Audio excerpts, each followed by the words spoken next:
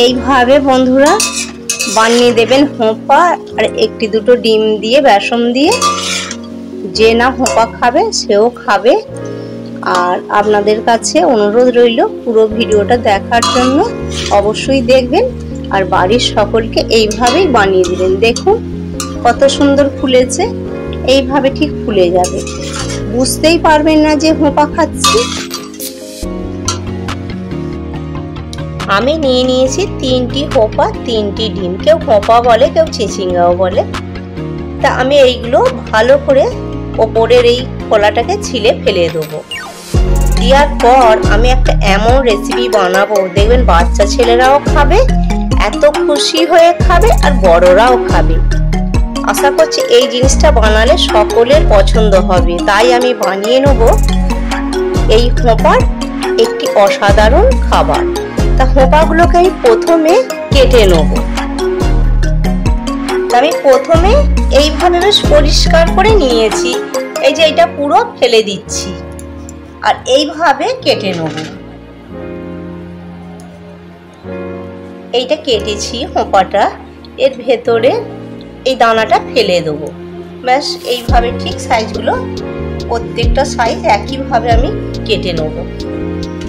এইভাবে যদি বাড়িতে বানানো হয় প্রত্যেক মানুষের পছন্দ হবে, বাচ্চাদের, বড়দের। অনেকই মানুষ আছে বাড়ির পরিজনরা অনেকেই খায় না, হোঁপা খেতে পছন্দ একদমই করে না। আবার কেউ কেউ খুব পছন্দ করে।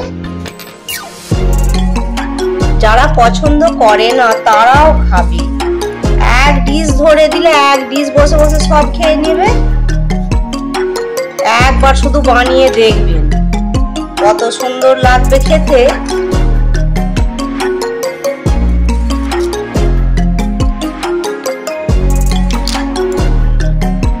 হোঁপার খোলাটা ছিলে ফেলে দিয়েছি, আর গোল গোল করে সব হোঁপাগুলোকে আমি কেটে নিয়েছি। তা এখন এই হোঁপা ধুয়ে নুন হলুদ মাখিয়ে দেবো। স্বাদ অনুযায়ী নুন মাখিয়ে দিচ্ছি। নুন মাখিয়ে দিলে জলটা ঝরে যাবে। নুন মাখিয়ে দিয়েছি, দিয়ে দেব হলুদ। হলুদটা দিয়ে মাখিয়ে নেব, ভেঙে না যায় এইভাবে আস্তে আস্তে মাখিয়ে দেবো। তা মাখিয়ে দিয়েছি, এখন আমি 10 থেকে 15 মিনিট রেখে দেবো, পুরো জলটা ঝরে যাবে। তা আমি একটা বোলের মধ্যে নিয়ে নিয়েছি 100 গ্রাম বেসন নিয়েছি।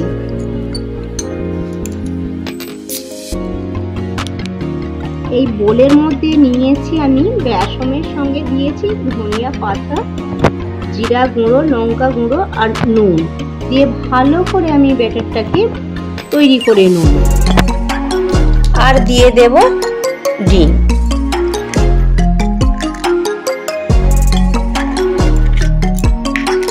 বাটি একটা ভেঙে রেখেছি, এটাও দিয়ে দিলাম। দুটো ডিম দিয়েছি। ডিমটা কেন আগেই দিয়ে দিচ্ছি, ডিমটাতে যখন আমি এইভাবে মিক্স করছি তবে বুঝতে পারবো যে কতটা পাতলাটা ঘনত্বটা হবে। তা এইভাবে আমি এখন ভালো করে এইভাবে ঘুরিয়ে ঘুরিয়ে ঠিকঠাক করে ব্যাটারটাকে আমি বানিয়ে নেব। এইভাবে বানালে এত সুন্দর খেতে হবে না। যেরকম পরিমাণের হোঁপা থাকবে বা চিচিঙ্গা থাকবে সেই পরিমাণেতেই দেবে। ডিম একটা দিলেও হবে আর দুটো দিলেও হবে, কোনো অসুবিধা নেই। একটা ডিম দিলেও হবে। আর বেসনটা যতটা পরিমাণে থাকবে ঝিয়ে ততটাই দেবে।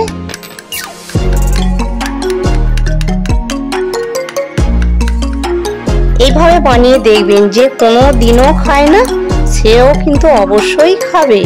একবার অন্তত অনুরোধ করব বানিয়ে নেওয়ার জন্য। কোনো একবারে 2 মিনিটে বানানো হয়ে যাবে, বাড়িতে তো সবই থাকে।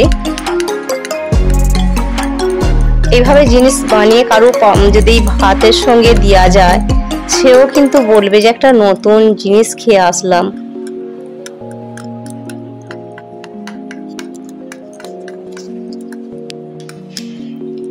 বেটারটা ঠিকঠাক করে আমি নিয়েছি, আধ ঘন্টা রেস্টে রাখবো, রাখলেই ভালো হয়। তার আগে তৈরি করলে একটু ফুলবে কম, কিন্তু একটু আধ ঘন্টা হয়ে গেলেই ভালো। আমি আধ ঘন্টা রেস্টে রেখে দিলাম। আধ ঘন্টা হয়ে গেছে, আমি আবার তুলে নিলাম প্লেটটা। আবার একটু এইভাবে ফাটিয়ে নেব, তাতে করে ভালো হবে। ফাটানো হয়ে গেছে।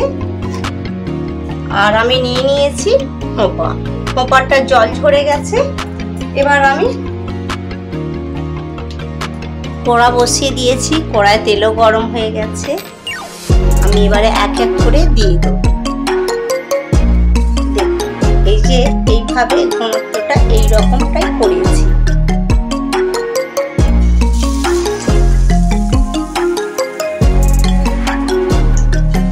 এইভাবে করে করে দিয়ে দেবো সবগুলো।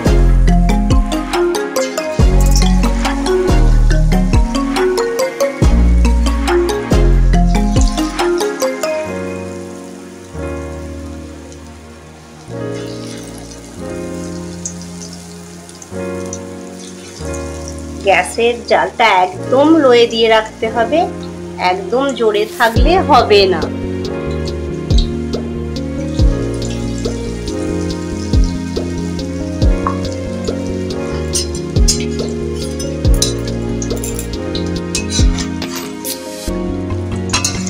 বেশি জালটা হলে চুমিয়ে যাবে তাড়াতাড়ি।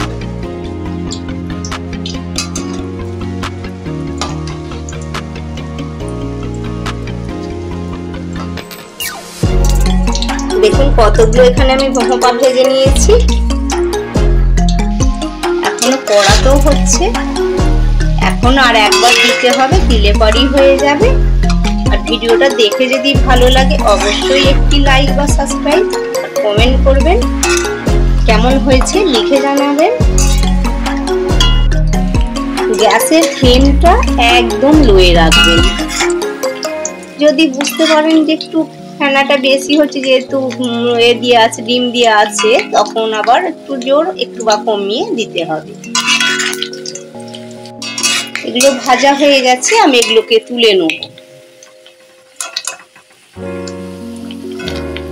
কি সুন্দর ভাজাটা হয়েছে দেখুন, ফুলো ফুলো, দেখতেও খুব সুন্দর আর খেতেও খুব সুন্দর লাগবে। এইভাবে সবাইকে বাড়ির বানিয়ে দেবেন, খাবে।